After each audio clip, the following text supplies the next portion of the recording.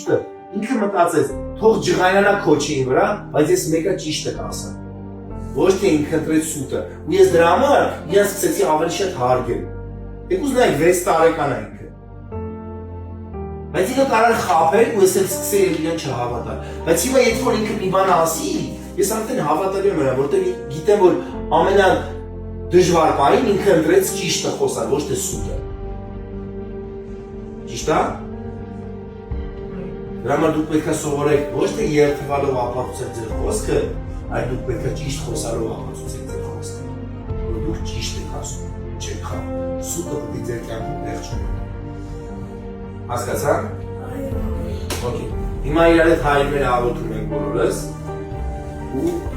գնում ենք քնելու։ Okay։ Փակում ենք մեր աչքերը։ Всё, давайте։ Հիմա կգնում ենք հայրներ։